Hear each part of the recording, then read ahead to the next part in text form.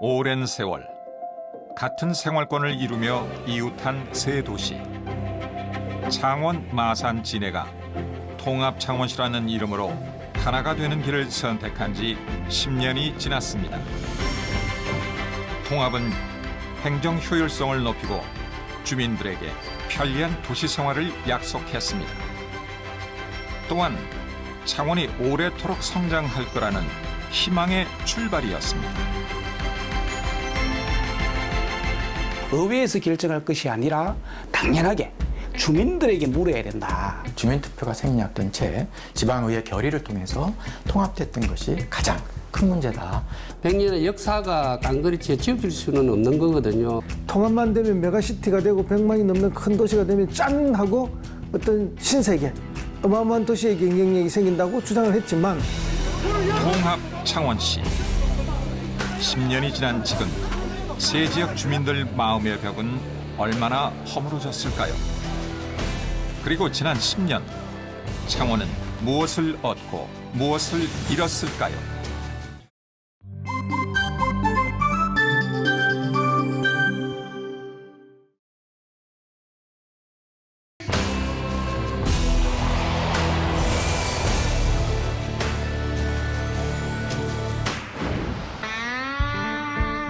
오랜 시간 같은 생활권이었지만 각각의 도시였던 창원, 마산, 진해. 지역 상공인과 뜻있는 시민들은 오랜 세월 동안 통합이 필요하다고 목소리를 높였습니다. 당시 수도권의 과밀 수도권의 문제점, 또 너무 열악한 소농촌의 여러 가지 열악한 점들을 가장 보완해서 가장 이상적인 도시가 이 중견 통합시라고 저희들은 생각하고 가장 전국에서 처음으로 모범적으로 기대와 설렘을 가지고 출발했습니다. 2008년 이명박 정부. 지방행정의 환경이 달라졌다며 행정구역 조정의 필요성을 강조했고 지방행정체제 개편안은 국정과제로 채택됩니다. 가장 먼저 마산에서 행정구역 통합 추진위원회가 발족됐고 뒤이어 창원과 진해도 통합 의사를 내비쳤습니다. 세 도시의 통합 논의가 급물살을 타게 된 거죠. 지금 세계는 국가 중심적인 체제에서 도시 중심 체제로 전환되어 가고 있고 도시의 경쟁력이 국가와 세계 경쟁력의 기반으로서 그 주요성이 더욱 부각되고 있는 실정입니다. 저는 앞으로 통합시를 골고루 잘 사는 창조적 명품 도시로 만들고자 합니다. 마산, 진해, 창원을 3대 거점으로 하는 강력한 성장 벨트를 구축함으로써 지역마다 남다른 가치가 있고 특색 있게 발전시켜 나가고자 합니다. 세 개 시가 통합 건의안을 행정안전부에 제출했고 정부가 시민 의견 조사를 실시했더니 세 지역 모두 통합에 찬성하는 의견이 높았습니다. 공청회까지 거친 정부는 창원, 마산, 진해를 자율통합지역으로 최종 선정하고 세 개 시의회가 통합안을 의결하면서 통합은 현실이 됩니다. 찬성 의원 8명, 반대 의원 5명으로 찬성 의견이 채택되었음을 찬성되었음을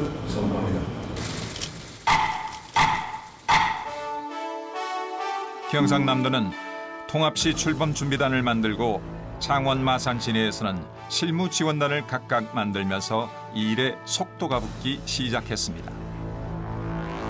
세 지역 주민 대표들이 모여 협의하고 조정 역할을 하는 통합준비위원회와 자문단도 이때 만들어졌습니다. 창원, 마산, 진해 통합 논의가 활발하게 진행되면서 상계시 시장과 또 상계시 국회의원의 동의하에 창원시, 마산시, 진해시 의회에서 성의를 거쳐서 통합준비위원회가 발족이 되었습니다. 통합준비위원회 구성은 시의원 각 3명씩 그리고 도의원 1명과 행정국장 그리고 행자부 참가 등 15명을 구성했고 심의 의결 사항은 도의원 시의원에서 10명만이 심의 의결을 가지고 회의를 진행하였습니다. 여기까지는 일이 착착 진척되는가 싶었죠. 그런데 통합시 명칭을 뭘로 할 건지와 시청사를 어디에 둘 건지부터가 문제였습니다. 통합준비위원회가 시민 공모와 선호도 조사도 해보고 공청회까지 열었는데 다툼과 대결의 연속이었습니다. 결국 통합시 명칭은 창원시로 결정됐지만 청사 위치는 확정이 아닌 후보지만 선정하는 데 그쳤습니다. 경상남도 창원시 설치 및 지원 특례에 관한 법률안은 가결되었음을 선포합니다.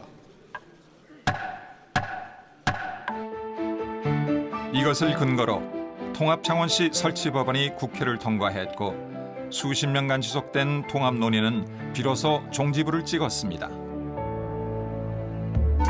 통합 당시 창원의 인구는 108만 명. 당시 경상남도 인구가 326만 명이니까 3분의 1 정도가 창원시 인구입니다. 경남의 지도를 바꾸는 중대한 사안이었던 만큼 통합 과정은 결코 순탄치 않았습니다. 먼저 주민 투표를 둘러싼 갈등입니다. 의회에서 결정할 것이 아니라 당연하게 주민들에게 물어야 된다. 그래서 주민 투표를 강하게 요청을 했고 그때 주민 투표를 강하게 요청했던 중심에 서긴 했지만 그때는 쉽게 말하면 야당 의원들이 주민 투표를 하자라고 주장도 하고 마산, 창원 진해에 있는 야당 의원들이 모여서 기자회견도 하고 줄기차게 요구를 했죠. 통합을 반대하는 주민들은 줄기차게 주민 투표를 요구했는데 행정안전부는 이를 무시하고 시의회 의견 청취로만 통합을 결정했습니다. 주민 투표 대신 자율 통합이라는 훈장을 단 듯했지만 지금까지도 강제 통합이라는 이야기가 나오는 단초가 됐습니다. 사실상의 강제 통합이죠. 그러니까 자율 통합이라는 거는 해당 주민들이 자율적으로 여러 준비를 통해서 통합을 하는 건데 이거는 사실 외부의 개입이 심했고 그다음 중앙정부의 인센티브라는 또 그 어떤 개입이 있었잖아요. 이렇게 중차대한 통합의 문제를 직접 주민들이 결정하는 것이 아니라 그러니까 내 삶의 터전을 내가 결정해야 되는 건데 주민들이 배제됐다는 거죠.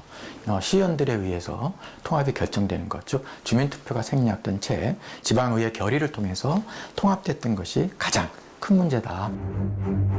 통합 전 열린 주민공청회 모습입니다. 통합시 이름과 청사 위치 때문에 막말과 고성이 오갑니다. 어찌해서 이름을 효율성이나 접근성이나 통합시 이름 결정을 위한 시민 공모에는 뜨거운 참여 열기가 이어졌고 각종 여론조사와 주민공청회는 세 지역의 자존심을 건 싸움터가 돼버렸습니다.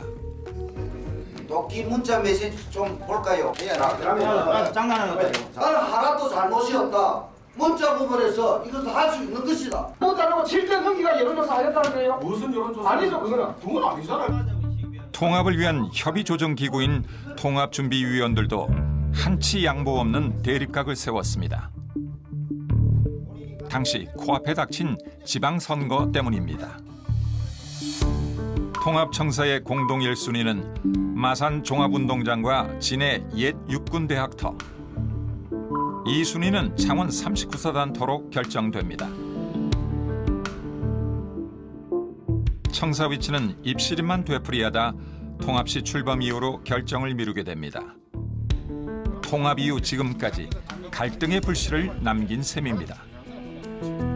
통합시 청사 소재지는 통합시의 조례 상황이거든요. 조례에서 정해야 되기 때문에 우리가 통합준비위원회에서 결론을 내더라도 다시 통합시의회에서 이렇게 결론을 내야 되기 때문에 그 당시에는 통합시 청사는 임시청사는 창원시 청사로 현 청사로 쓴다.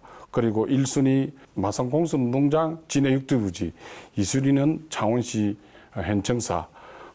통합시의회에서 용역을 거쳐서 결정을 한다. 이렇게 결론을 내서 보낼 수밖에 없었습니다. 통합 창원시 의회가 출범한 이후 창원시 의원들은 한자리에 모였지만 창원, 마산, 진해 출신으로 나눠졌습니다.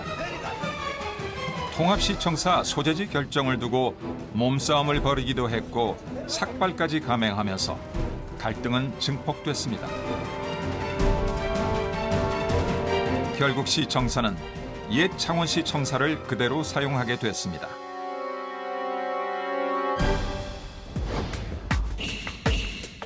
창원시가 NC 다이노스 야구단을 유치하면서 새 야구장을 어디에 지을지를 놓고 또 갈등이 시작됐습니다.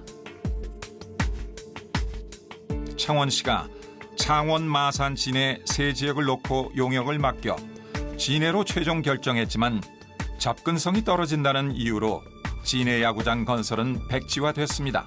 새 야구장 입지 발표 이후 진해 구 육군 대학부 지역 야구장 건립 약속을 제대로 이행하지 못한 점에 대해서 송구스럽게 생각하며 2014년 지방선거를 통해 선출된 안상수 창원시장은 진해 시민들을 향해 머리 숙여 사과하며 새 야구장 입지를 다시 선정하겠다고 말했습니다. 존경하는 창원 시민 여러분, 새 야구장은 마산 종합운동장에 조성하겠습니다. 지금 이 시점에서 과거를 이야기하려니까 좀 아프긴 아픈데요. 안상수 시장님이 되고 나서 그 결정사항이 약속이 번복이 됐죠. 아마 이것은 행정의 일관성으로 볼 때 잘못된 결정이고요. 오히려 지역 갈등을 심화시키는 그런 계기가 됐다. 그렇게 생각하고 있습니다. NC 다이노스는 여러 차례 마산에 새 야구장을 지어달라고 창원시에 요구했고 창원시는 마산 종합운동장을 철거하고 그 자리에 새 야구장을 짓습니다. 통합 갈등으로 새 야구장 이름 하나도 쉽게 정할 수 없었습니다. 창원시 의회가 새 야구장 명칭 선정위원회까지 만들었는데 마산을 고집하는 일부 시의원들의 요구로 우리나라에서 가장 긴 창원 NC파크 마산구장이라는 이름이 붙게 됐습니다. 그런데 야구 팬들은 아직도 창원 NC파크라는 이름이 더 익숙한가 봅니다. 최소한 그 통합 창원시라는 이름의 창원시의 브랜드의 역할을 보면 창원 NC파크 저도 거기에 대해서는 동의를 합니다. 그러나 100년의 역사가 깡그리치에 지워질 수는 없는 거거든요. 그래서 그런 부분들을 우리가 조금은 이해를 해야 되지 않느냐 하는 의미에서 창원시에서 제안했던 창원 NC파크를 그대로 두고 뒤에 마산구장이라는 그런 그 용어를 붙였는데 아직까지도 반쪽입니다. 진해구 풍호동을 출발해 마산 수출 자유 지역으로 매일 출퇴근하는 명길성 씨.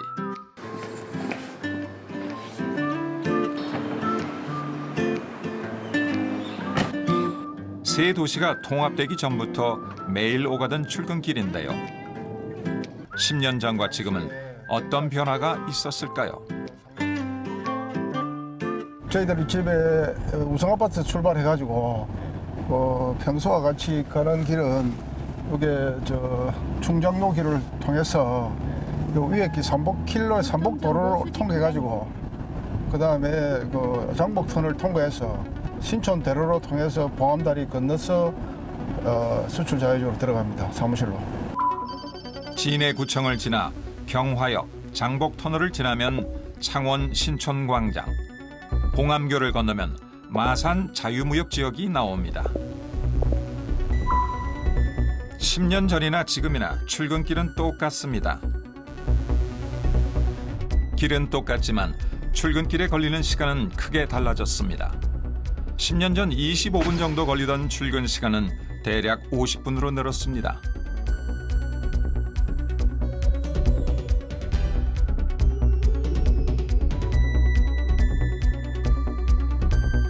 통합 이후 옛 마산과 창원의 주택가격 상승으로 진해로 사람들이 몰려들면서 교통 혼잡은 더해졌다고 합니다. 배드타운이 되어버렸습니다. 장류처럼 이제 직장은 창원을 다니고 창원에 옛날에 거주하는 사람들이 이쪽으로 다 많이 유입이 됐죠. 여기가 상대적으로 창원보다는 집가가 싸고 그 다음에 이제 통합되다 보니까 이제 학교 문제라든지 이거는 떠나서 이제 통합시 창원시라 하는 생각을 가졌으니까 일로 많이 유입이 된 거. 제일 중요한 거는 여기 진해가 깨끗하고 조용하고 상대적으로 그때 좀 저렴했기 때문에 왔는데 지금은 그 차이도 문제 없어졌습니다. 세 지역이 통합한 이후 통합시청은 옛 창원에, 새 야구장은 옛 마산에. 이걸 두고 진해 주민들은 빼앗겼다, 속았다라는 표현을 자주 합니다. 박탈감은 여전히 아쉬움으로 남아 있습니다. 진해 국민들이 가지고 있는 보이지 않는 피해의식을 상당히 가지고 있다는 겁니다. 그게 해소를 시켜야만 진정한 우리가 통합의 발전 과정이 되지 않겠느냐. 10년이 지나고서도 이 얘기를 한다는 것은 상당히 아직도 좀 근대식으로 진해시를 옛날에 생각을 많이 하고 있다는 거죠. 뭔가 불만이 있다는 건데. 진해는 항상 해봤자 3등밖에 안 되는 게 굴을 나가기에는.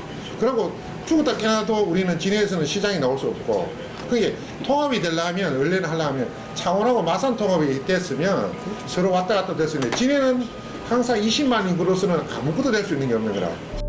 진해 주민들이 통합 효과를 제대로 누리지 못했다는 소외감은 아직도 현재 진행형입니다.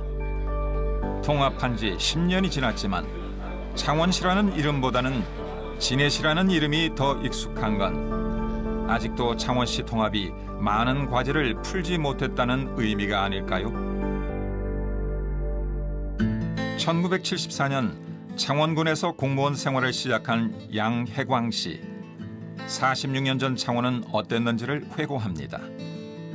제가 첫 발령을 창원군 농촌지도소, 그러니까 지금의 농업기술센터입니다. 그러다가 1980년 4월 1일자로 창원시가 탄생하면서 또 의창군으로 이름이 또 바뀌었죠. 그러다가 국민들이 왜 우리 모태군이 왜 이름을 바꿔야 되느냐 이래가지고 항의가 빗발치가지고 1991년 1월 1일자로 다시 또 창원군으로 이렇게 명칭을 환원했던 이런 곡절이 많았던 그런 적이 있었습니다. 지금의 신마산에 위치한 당시의 창원군청에서 각 읍면동에 출장을 가려면 하루 종일 걸려서야 다녀올 수 있었습니다. 그때는 비포장 도로가 대부분이었고 가까운 거리는 자전거로, 조금 먼 거리는 오토바이. 그마저도 형편이 안 되면 노선버스를 갈아탈 수밖에 없었는데요. 버스는 예를 들어서 저 지금 진해 지금 웅동 쪽으로 출장을 가려면은 신마산에서 진해 가는 제일역에 버스를 타고 6대 앞에서 내려가지고 부산행 시외버스를 타야 됩니다. 타고 한 40-50분 가량 걸려가지고 웅동면에 내려가지고 또 용원까지 가려고 하면 또 걸어가야 됩니다. 그래서 이렇게 서류봉투도 들고 다니다 보면 참 실제 일하는 시간보다도 오고 가고 하는 시간이 더 많이 소요됐습니다. 창원, 마산, 진해 각각의 도시가 하나로 뭉쳐 통합 창원시가 됐지만 불과 몇십 년 전만 해도 진동, 진전, 진북, 동읍, 북면, 대산, 웅동은 창원군, 의창군이라는 이름의 하나의 도시였습니다. 우리가 창원시, 마산 하포구, 마산 해원구, 또 뭐 의창구, 성산구, 진해구, 이렇게 나누지만은 그래도 우리 중장년층, 노년층 이상들은 다 그 옛날 한 식구였다, 한 군민이었다 이런 일체감을 가지고 있는데 그걸 지금 이 기성세대들의 어떤 의식이라든지 이런 걸 우리 젊은 세대들이 잘 인계를 받고 또 설명도 잘 듣고 해가지고 저 진정한 이 통합이 돼야 되지 않을까 이런 생각이 듭니다. 창원시 통합 이후 세 번째 시장을 맡은 허성무 창원시장. 아마 10년 전 통합할 때는 일반 회계를 다 포함해서 특별회계까지 포함해서 2조 한 3, 4천억 정도 있던 것으로 제가 알고 있습니다. 근데 이제 작년에 일반 회계, 특별 회계 다 합치면 3조 7천억이 넘었었습니다. 근데 그게 특별히 작년하고 재작년 많이 늘어났습니다. 올해 어렵지만 조금 더 늘어날 거로 보는데요. 폭발적인 국비 예산 지원이 있었기 때문에 가능했는데 저는 제 임기 중에 4조 원대 예산 시대를 반드시 맞이하겠다 하는 각오로 열심히 하고 있습니다. 그런데 이렇게 예산 규모가 커졌음에도 불구하고 시민은 정작 내한테 돌아오는 부분이 오히려 작다고 생각하는 거죠. 그것은 이제 통합을 관리하는 통합 관리 비용이 많이 들고 있습니다. 2010년 통합 당시 인구 108만 명이었던 창원은 2019년 104만 명으로 인구가 줄면서 100만 붕괴를 걱정해야 하는 상황입니다. 인구 감소보다 더 충격적인 건 재정 자립도. 2010년 통합 당시 49%였던 재정 자립도는 2019년 36.7%로 경남뿐 아니라 전국적으로 비교해도 하락폭이 가장 큽니다. 부자 창원은 옛말이 돼버렸습니다. 도시의 경제력을 비교하는 지표인 지역 내 총생산 GRDP는 2010년에서 2016년 사이 창원이 0.63% 줄었습니다. 창원의 경제 성장률은 2010년 9.69%였지만 2016년에는 마이너스 3.1%를 기록하면서 무려 12.8%포인트 하락했습니다. 창원에 있는 중공업, 또 진해에 있는 조선해양, 또 마산의 소기업, 또 수출 자유지역이 서로 보완적으로 하청 관계를 더 활발하게 유지해서 상당히 좋은 결과를 많이 가져왔고 고용도 많이 증대됐다고 생각을 합니다만은 당초 기대보다는 다소 미흡한 게 아닌가 이렇게 생각해서 지금부터 그런 문제를 우리 기업인들이 앞장서겠습니다만은 또 우리 국회 정치인들 또 정부에서 가장 모범적인 중견 도시의 모델을 만들도록 전폭적인 지원을 하셔서 정말 이상적인 그런 중견 도시가 되었으면 하는 것이 저희들이 바람입니다. 지표로 보면 통합의 경제 시너지 효과는 크지 않아 보입니다. 2010년부터 2016년까지 창원의 경제 성장률은 마이너스 12.8%입니다. 같은 기간 경남은 마이너스 4.6%, 전국은 마이너스 3.6%로 창원의 경제 성장률 하락폭이 두드러지게 높습니다. 균형발전 약속 실천도 사실은 중앙정부에서 지키지 못했습니다. 근데 제가 특히 지방교육재정특별교부금을 살펴봤습니다. 근데 시민들 기대에 이것도 못 미칩니다. 못 미치고 지방교육재정특별교부금과 교육여건 개선 지원, 지금 진해 같은 경우에는 고교 편준화 아직도 되고 있지 않습니다. 약속했던 부분들이 전혀 개선되고 있지 않기 때문에 실제 우리 국민들이 느끼는 만족도가 낮을 수밖에 없다고 생각됩니다. 지난 10년 동안 창원의 경제는 어땠을까요? 통합 이외에도 대내외적인 변수가 많았습니다. 메르스 사태, 중국발 사드 악재, 일본 수출 규제로 창원의 경제는 위기가 아닌 순간이 없을 정도였습니다. 단순히 10년 전과 지금의 경제 지표를 비교해보는 것보다 세 도시의 통합이 이런 악재를 극복하는 데 얼마나 도움이 됐는지 살펴보는 건 중요합니다.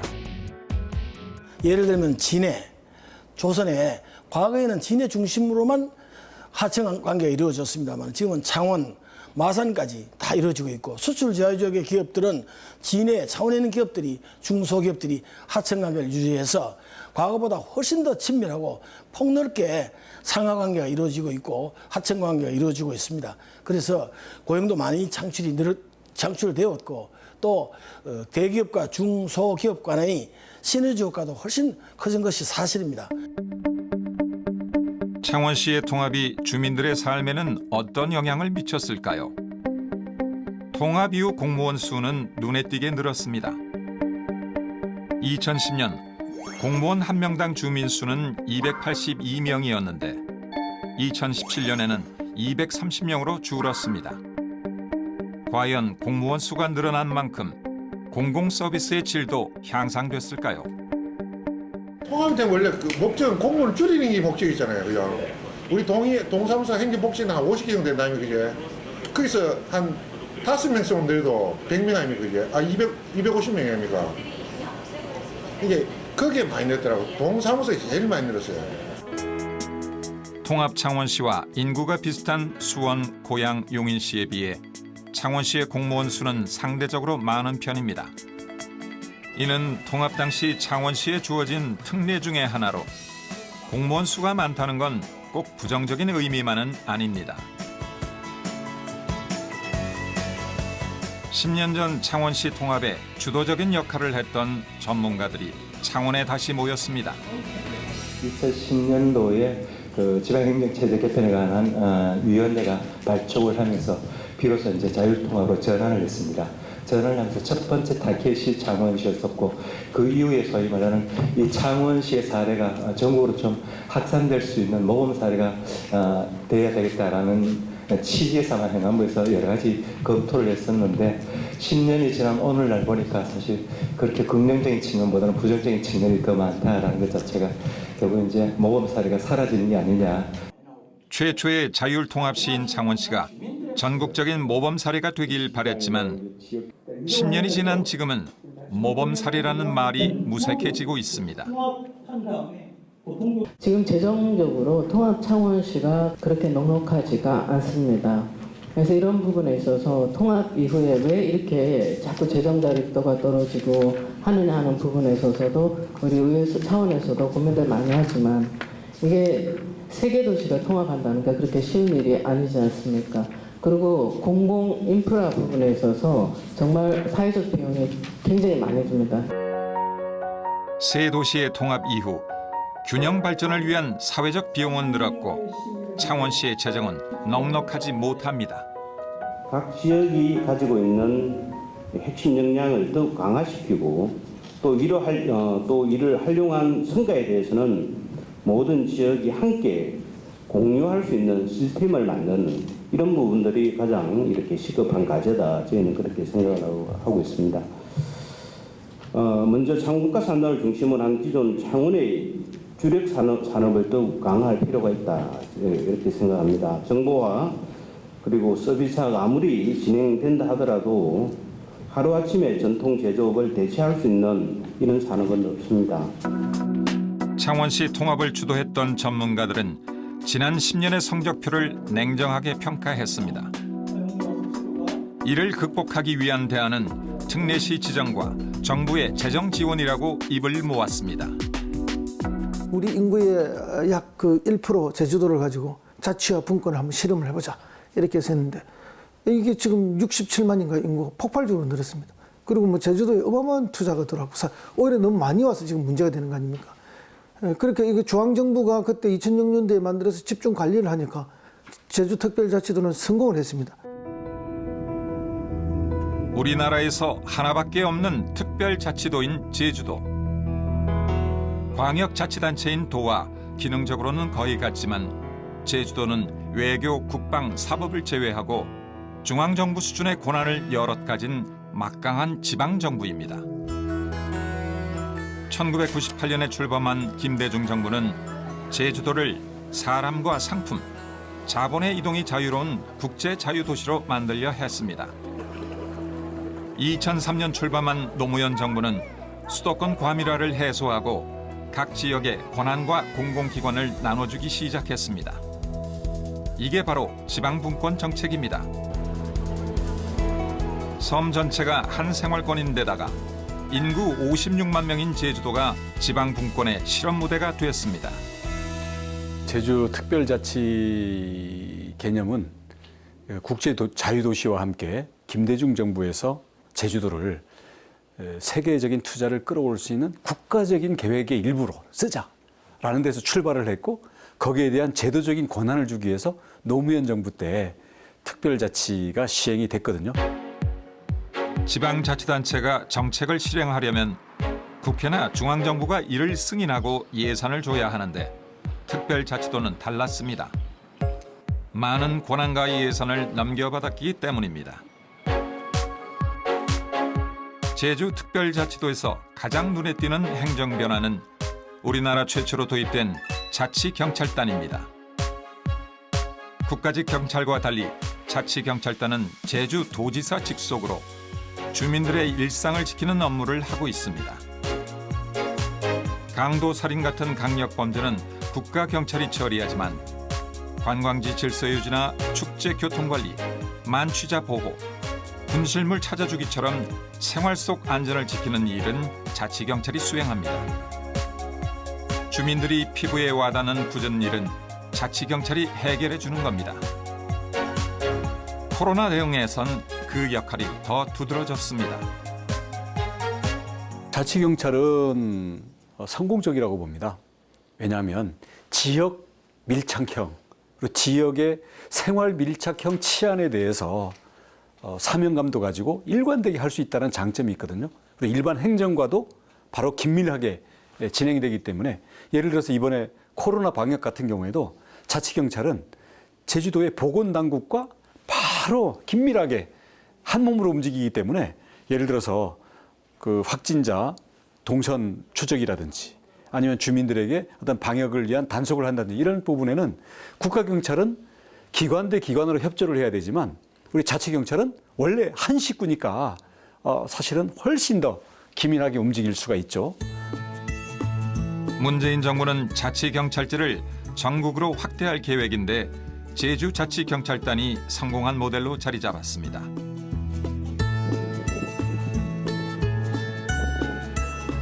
(6년) 전 서울에서 제주도로 이사 온 이옥재 씨. 많은 사람들의 로망인 제주살이를 실현하고 사업체를 운영하기 위해 제주도에 정착했습니다. 제주도는 어쨌든 제주가 가진 천혜의 어떤 자연 환경을 가지고 있습니다. 그건 그만으로도 충분히 가치가 있다고 생각을 하고 어떤 상품 가치 또한 그게 동반이 된다라고 생각을 합니다. 서울에서 살다가 지방으로 이주한다면 걱정스러운 말과 혹시 실패한 게 아닌가 하는 시선을 받는 경우가 있지요. 하지만 제주도로 이주한다고 알려지면 부러움의 대상이 될 수 있습니다. 그만큼 제주도는 많은 사람들에게 매력적인 곳이라는 이야기입니다. 매력적인 도시 제주도는 이주민들에게 각종 혜택을 제공하면서 인구 증가에 다양한 기여를 했습니다.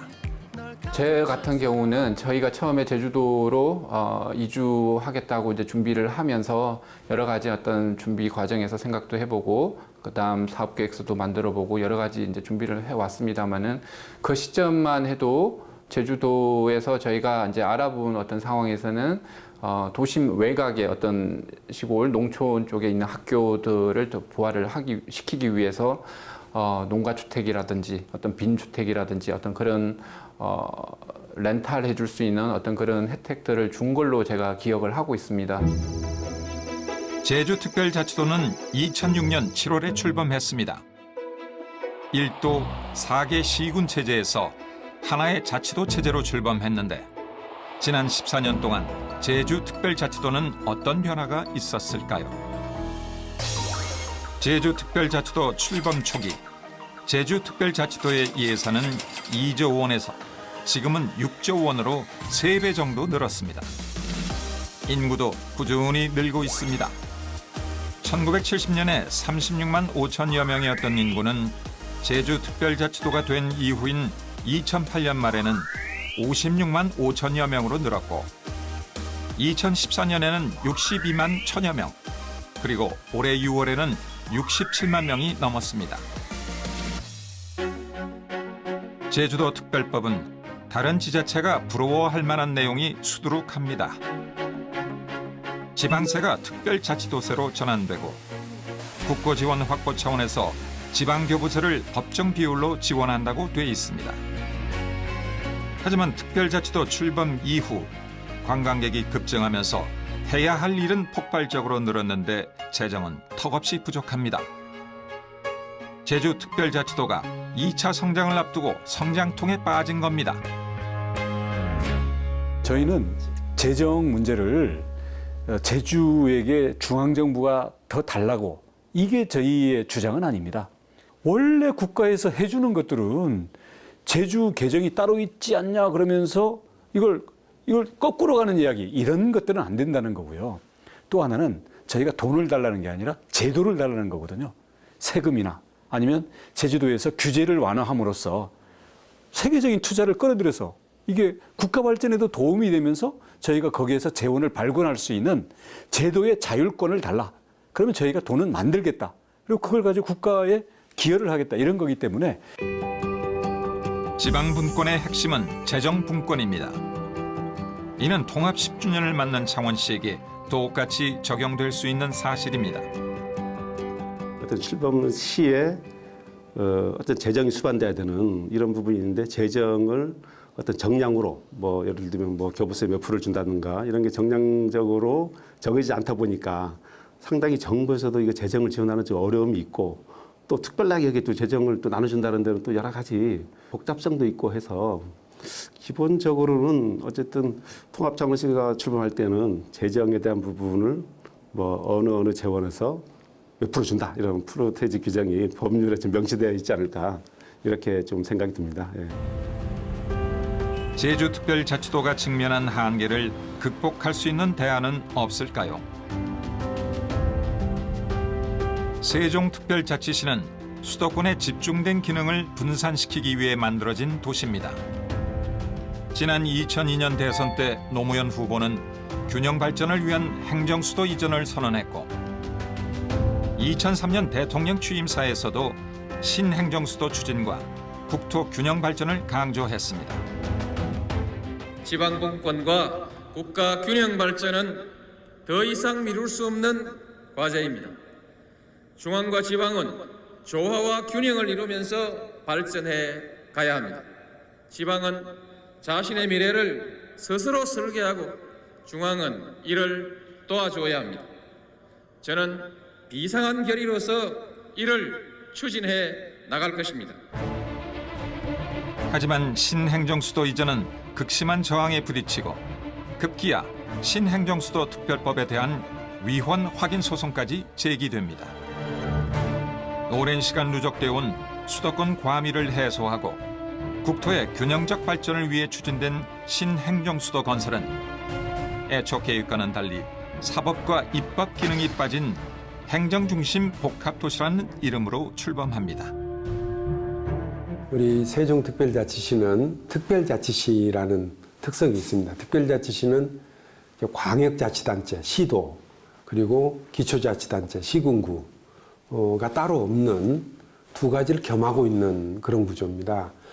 두 가지를 겸하고 있다 보니까 어찌 보면은 일이 좀 굉장히 많고 뭐 그래서 좀 힘든 점은 있는데 의사결정 구조가 단순화돼서 의사결정 굉장히 빨리 하고 그래서 행정의 효율성이라는 측면에서는 또 굉장히 또 장점이 큰 뭐 그런 특징을 가지고 있습니다. 지난 2012년부터 세종시에는 정부 부처의 이사 행렬이 줄을 이었습니다. 18개의 부처 가운데 12개의 부처가 세종시로 옮겨왔습니다.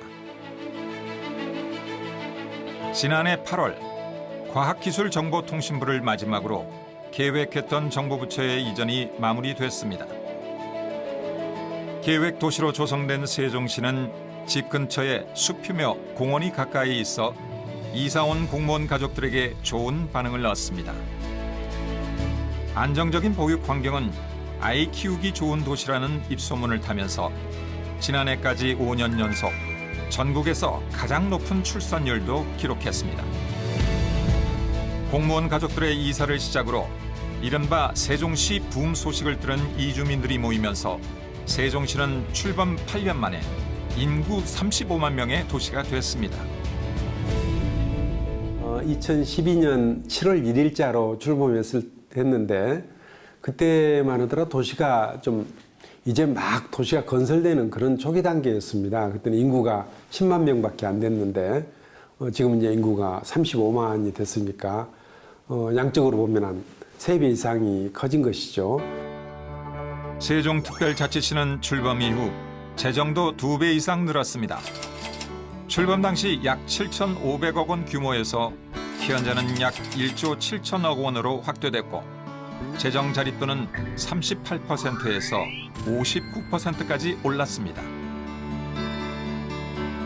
세종시는 중앙정부 주도로 만든 도시인 만큼 정부의 기여도가 남달랐습니다. 특별자치시라는 행정 시스템을 도입했고 세종시의 지속적인 성장을 보장할 수 있게 됐습니다. 세종시가 가장 주목받는 것 중에 하나는 시민주권 특별자치시 실현입니다. 시민들이 스스로 시정에 참여하고 결정하는 겁니다. 시장이 가지고 있는 읍면동장 임명 권한을 주민들에게 돌려줘서 풀뿌리 마을자치를 실현하고 있습니다. 자치분권 특별회계는 읍면동장이 마을 주민들과 함께 사업을 결정하고 예산 편성까지 가능하도록 했습니다. 자치는 현행 법령 내에서도 얼마든지 할 수 있는 것들이 많은데 이것은 좀 스스로 찾아서 해봤으면 좋겠다. 저희 시 같은 경우에는 이제 시민주권 특별자치시라는 이름으로 여러 가지 시도를 해보고 있는데 그 지역 내에서 해당되는 일들은 지역 내에서 책임지고 한단 말이죠. 주민들이 주민자치회를 만들어 가지고 그걸 굉장히 열심히들 하고 있거든요. 이런 것들은 저 실행하는 데 있어서 관계 법령에 문제가 있다든지 그런 것들도 아니고 시장 권한을 얼마든지 내려놓으면 할 수 있는 것들이 많은데 이런 것들을 정말 너무 걱정만 하지 마시고 과감하게 좀 해봤으면 좋겠어요. 창원시의 목표는 특례시 지정입니다. 인구 100만 명 이상 도시에 특례시 지위를 부여하는 지방자치법 전부 개정안은 지난 20대 국회 마지막 법안 소위에 상정되지 못해 자동 폐기됐습니다. 특례시 지정에 대한 공은 21대 국회로 넘어왔습니다. 100만 이상은 대통령께서 광역시에 준하는 특례를 하겠다라고 분명하게 말씀을 대국민 약속을 하셨기 때문에 그런 특례들이 주어질 것이라 보고 또 50만 이상은 그렇게까지 가기는 어렵지 않느냐 그런 생각이 드는데요. 다만 이제 이게 또 수도권에 50만 이상 도시가 많잖아요. 지방은 적고 또 그 차이도 분명하게 가려줄 것이다 이렇게 보고요. 그렇기 때문에 이제 행안부 장관이 그걸 결정하는데 여러 가지 그런 판단의 자료들을 아마 대통령령으로 많이 넣어줄 거라고 봅니다. 근데 이제 일부 행정 수요라든지 모든 것을 다 감안해서 일부에 대한 그런 판단은 있지 않겠느냐 이렇게 보는데 그래도 100만 이상과 50만 이상은 분명한 차이가 있을 것이고 50만 이상을 무차별적으로 많이 하지는 않을 것이다. 아주 극소수 하지 않겠느냐 그렇게 저희들이 예측하고 있습니다. 21대 국회로 넘어오는 사이 정부는 특례시 범위를 넓혔습니다.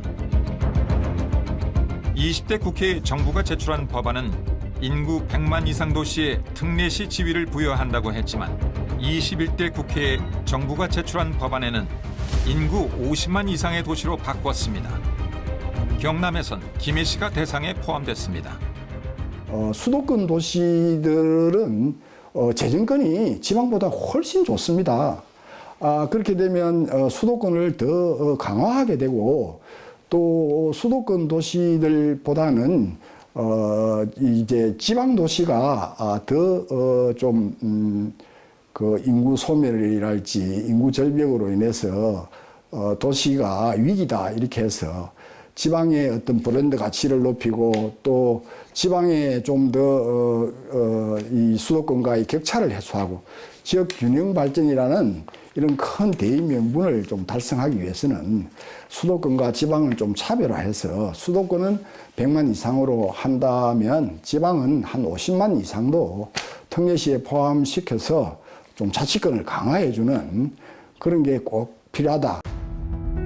인구 100만의 도시는 창원을 포함해서 수도권에 있는 수원시와 고양시 그리고 용인시입니다. 오랫동안 4개 도시만의 특례시 추진운동을 벌였습니다. 반면 김해시처럼 인구 50만에서 100만 미만 도시들은 인구 100만 이상 특례시는 역차별이라며 반발해왔습니다. 정부가 인구 50만 이상 특례시 법안을 제출한 건 이 지역 주민과 정치인들의 요구를 받아들였기 때문입니다. 특례시 법안은 잘 알려지지 않았지만 오랜 세월 동안 수많은 진통을 겪었습니다.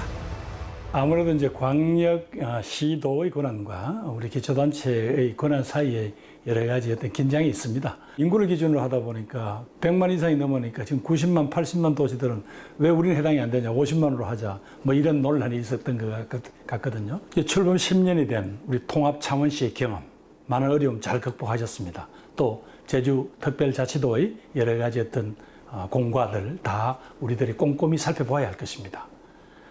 제일 핵심은 결국은 현재의 3단계 이 행정체제라는 게 결국 주민을 위한 거냐 아니면 그냥 과거체는 관행에 따라서 해오는 거냐 이런 문제에 대해서 이제 근본적인 검토를 해야 되죠. 그런 점에서 지금 현재 창원시라든가 수원시 등 인구 100만이 넘는 도시에서 요구를 하고 있는 인사와 재정에 있어서 상당한 자율성을 보장하는 그런 특례시 문제도 이제는 진지하게 검토를 해야 합니다. 특례시 법안 통과보다 더 중요한 건 특례시 법안에 어떤 내용이 담길지입니다. 특례시에서 내용이 담고 있는 지방의 어떤 자치권 특수한 어떤 특성에 맞는 그러한 어떤 권한들을 가지고 있을 때 통합 대도시로서의 어떤 면모를 좀 갖추어주고 그 도시의 어떤 브랜드를 좀 상승시킬 수 있는 그러한 정치 행정을 이룩할 수 있다는 측면에서는 특례시가 중요한 어떤 필요 조건은 될 수 있다고 보입니다.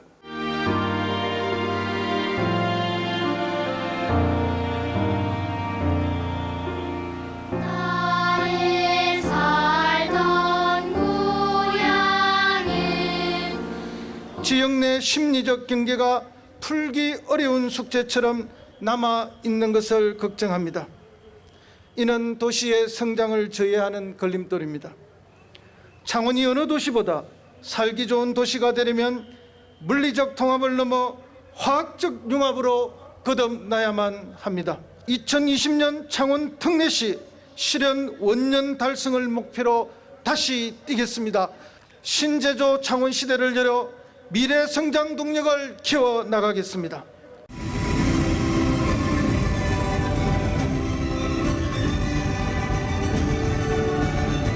희망이 플러스되는 경계 없는 하나의 도시 창원, 더욱 풍성해지는 창원의 미래, 하나된 우리가 만들어 갑니다.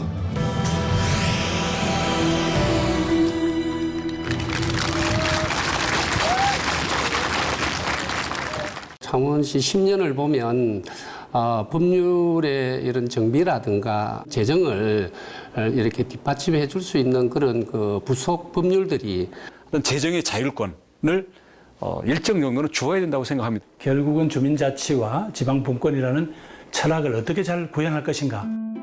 10년 전 창원 주민들에게 정부와 정치권은 주민투표 대신 자율행정통합이라는 훈장 같은 멍에를 씌웠습니다. 대신 보다 많은 권한과 재정을 약속했지만 지켜지지 않았습니다. 이제는 약속을 지켜달라는 창원 시민들의 주문에 답해야 합니다. 창원시 통합 10년. 진정한 통합은 주민들이 결정하고 주민들이 만들어 나가야 한다는 교훈을 얻었습니다.